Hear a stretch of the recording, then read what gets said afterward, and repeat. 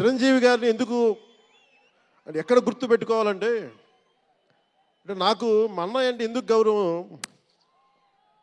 మొన్న కూడా ఇంట్లో అప్పుడప్పుడు చెప్తా ఉంటాం.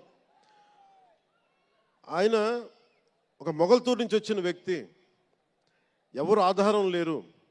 మీరు ఇంతమంది లక్షల మంది ఇక్కడ ఉన్నారు, జనం ప్రజలందరూ ఉన్నారు.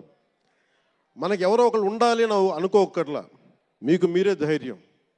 మీరు అనుకుంటే మీరు సాధిస్తారు.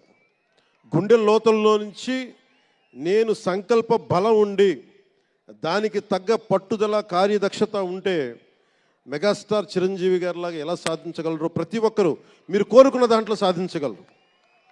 అంటే ఆయన ఒక్కడు పెరిగి మా అందరికీ ఆశ్రయం ఇచ్చాడు, ఊతం ఇచ్చాడు.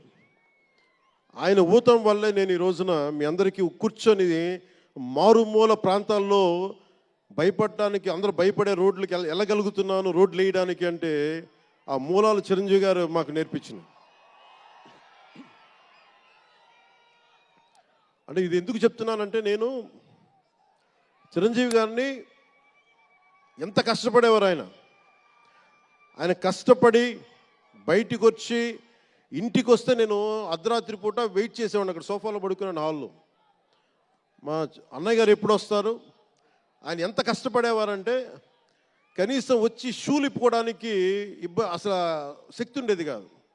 అలిసి సొలిసి ఒళ్ళు కుమిలిపోయి, అంటే ఏమంటుందని అసలు కందిపోయి దెబ్బలు తిని, ఎందుకంటే అప్పుడు సేఫ్టీ మెకానిజం లేదు.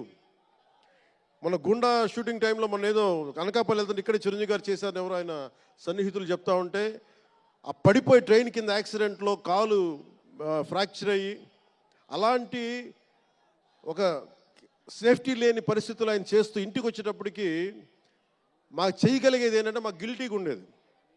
తమ్ముడు సినిమాలో నేను ఎలా ఉండేవాడిని, ఆకతాయిగా తిరుగుతా, అలా నాకు అలా అనిపించేది నా జీవితం. అలా లేననుకోండి, కానీ మా అన్నయ్య వచ్చేటప్పటికి ఏదైనా చేద్దామని తపంతో పాపం ఆయన సాక్స్ తీస్తే కాళ్ళు వాచిపోయాయి. ఆ షూ కూడా వచ్చేది కాదు, చెమటతో తడిచిపోయేది.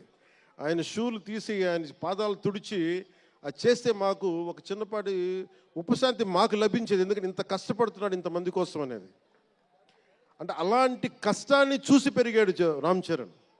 అందుకే ఎందుకు ఆయన గురించి చెప్తున్నానంటే, మేము ఎప్పుడూ దీన్ని అహంకారంగా తీసుకోవాలి. మెగా అభిమానులు ఇలాంటి పదాలు మేము ఎందుకు మాట్లాడమంటే, ఇక్కడ అందరి హీరోల అభిమానులు ఉన్నారు.